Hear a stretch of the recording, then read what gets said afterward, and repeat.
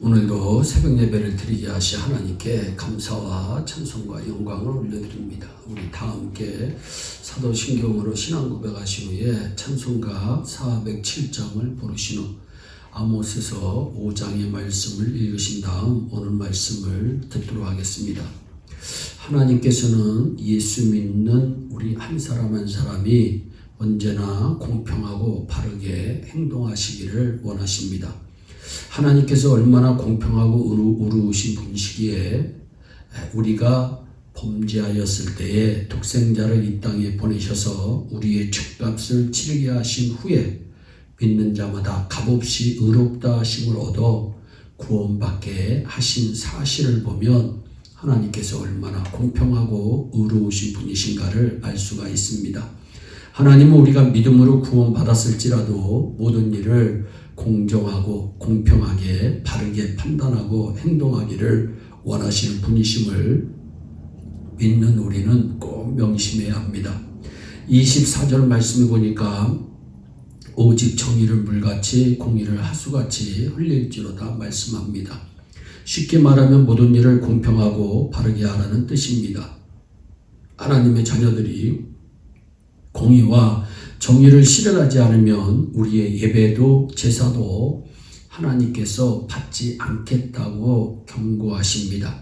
21절과 22절입니다. 내가 너희 절기를 미워하여 멸시하며, 절기는 예배이죠. 예배. 하나님께서 예배를 미워하고 멸시하신다. 너희 성회들을 기뻐하지 아니하신다. 거룩한 모임들을 하나님께서는 기뻐하지 아니하신다. 너희가 내게 번제나 소제를 드릴지라도 내가 받지 아니한다. 다 예배의 상징성 있는 단어들입니다. 너희 살찐 희생의 화목제도 내가 돌아보지 아니하리라. 네 노래소리를 내 앞에 그칠지어다. 내 비파소리도 내가 듣지 아니하겠다. 모든 생활에 불공평하고 판단하며 불의하게 행동하면 우리가 예배드리는 것이나 기도하는 것이나 찬송하는 이 모든 것을 하나님께서 받지 아니하시고 듣지 아니하시겠다고 분명히 말씀합니다. 우리가 예수 그리스도의 보혈로 값없이 구원받았다고 해서 불법을 행하고 불의하게 행동해도 좋다는 것은 아닙니다.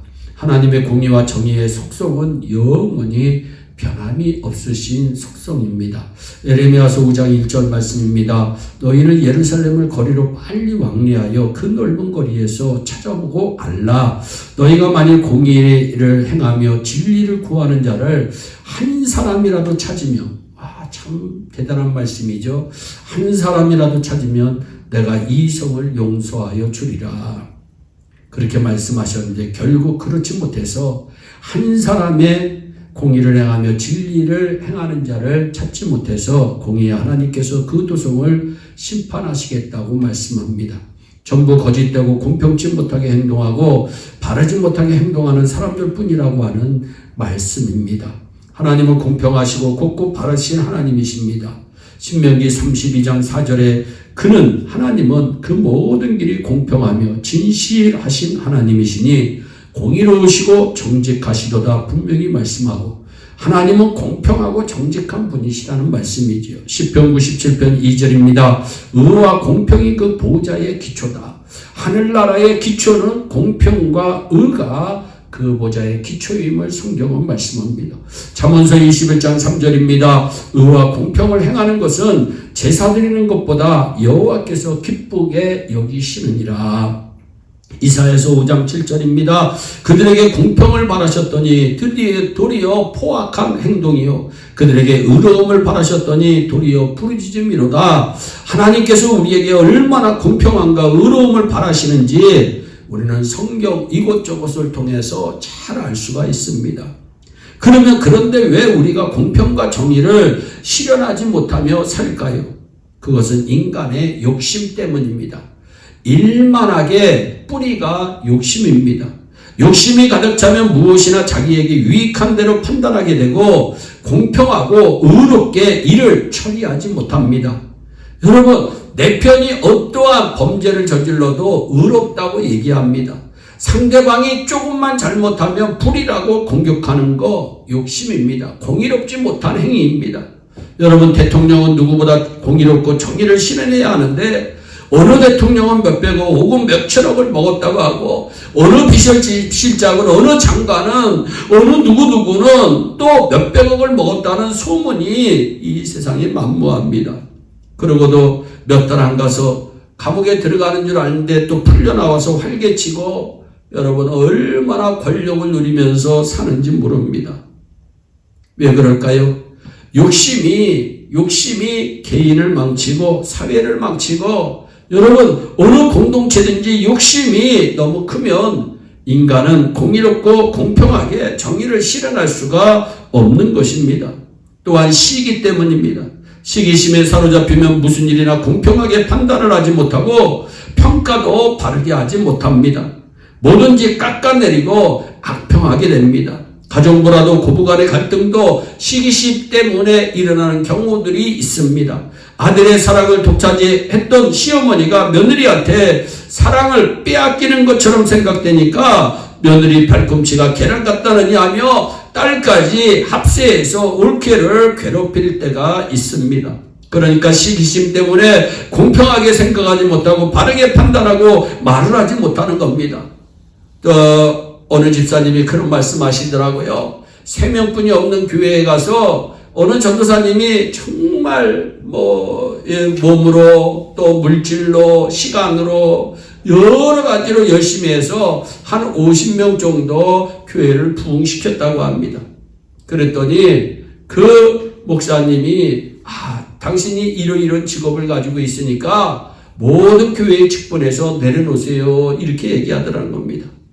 그 일 때문에 상처를 받고 그 교회는 다시 힘든 가운데 있다고 하는 얘기를 들었습니다.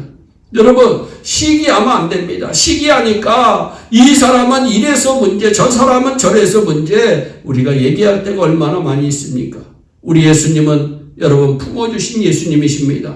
우리 예수님은 겸손한 예수님이십니다. 우리 예수님은 죽기까지 죄인을 위해서 희생하신 분이십니다. 우리도 그 귀한 마음을 가져야 될 것입니다. 또한 인간이 공평하고 바르게 행동하지 못하는 것은 자신의 고집 때문입니다. 자아가 깨지고 고집이 녹아져야 공평하고 공평하게 판단하고 바른 말을 하게 되는데 자기 고집으로 똘똘 뭉쳐 있으면 가정에서도 교회에서도 분쟁의 불신노릇을 하게 되는 경우가 있습니다. 전에 가족 친족 중에도 고집과 아집이 돌덩이처럼 굳어서 무슨 말을 해도 타협이 안 되는 사람이 있는 것입니다. 허심탄회하게 말을 할 땐 해야 하는데 그런 법이 없습니다. 저는 그런 사람이 나타나면 여러분 우리는 어떻게 해야 할까요? 피해버려야 됩니다. 가정에서도 교회에서도 직장에서도 이런 사람이 여러분 공동체를 힘들게 하는 경우들이 있습니다. 자기의 고집을 버려야 됩니다. 하나님의 뜻을 이루어야 됩니다. 여러분 예수님이 뭐라고 기도합니까? 아버지여 아버지여 엘리 라마 사막다리 하나님이여 왜 나를 버리셨나이까? 여러분 버리시기까지 자기의 고집을 주장하지 않습니다. 그리고서 여러분 아버지의 뜻이 이루어지기를 원하나이다. 여러분 내 뜻이 꺾어지고 아버지의 뜻이 이루어지기를 원하는 마음이 우리 예수님을 따라가는 우리 한 사람 한 사람들의 마음이 되어야 하리라고 생각합니다. 마지막으로 교만 때문입니다. 교만이 꽉 찬 사람은 자기 생각이 최고인 줄 알고 자기 판단이 늘 옳은 줄만 생각합니다. 그러니까 공평하고 바르게 판단도 못하고 바른 말도 하지 못합니다. 여러분 교만은 멸망의 선봉입니다. 교만하면 반드시 망할 수뿐이 없습니다. 우리 예수 믿는 사람은 우리 한 사람 한 사람은 겸손한 사람이 되어야 됩니다. 우리가 가정에서도 직장에서도 사회에서도 나아가 국가적으로도 공평과 정의가 실현돼야 여러분 복이 됩니다. 공의가 춤을 추고 진실이 노래하는 공동체가 되길 위해서 우리 모두 기도하고 여러분들 개인과 여러분들의 가정이 공평과 정의를 실현하는 복된 개인과 가정이 되시기를 예수님의 이름으로 축복합니다. 기도하겠습니다. 사랑의 하나님 참 감사합니다. 오늘도 생명에 위한 말씀을 우리에게 허락하심을 감사합니다. 아버지의 귀한 뜻이 우리에게 이루어지기를 간절히 소원합니다. 오 주여 공평하게 바르게 행동하는 여인의 성도들이 되어서 하나님을 기쁘시게 할 수 있도록 은총을 베풀어 주시옵소서. 오늘도 승리하는 하루 되게 하시고 오늘도 공평하게 행하는 하루 되게 하시고 오늘도 바르게 행하는 하루 될 수 있도록 주여 하늘 문을 하여서서 우리에게 능력을 베풀어 주시옵소서. 감사하고 예수님의 이름으로 기도하옵나이다. 아멘. 우리 다 함께 주기도문으로 예배를 마치시고 각자 개인 기도하신 후에 오늘도 주 안에서 승리하는 복된 하루 되시기를 바랍니다. 감사합니다.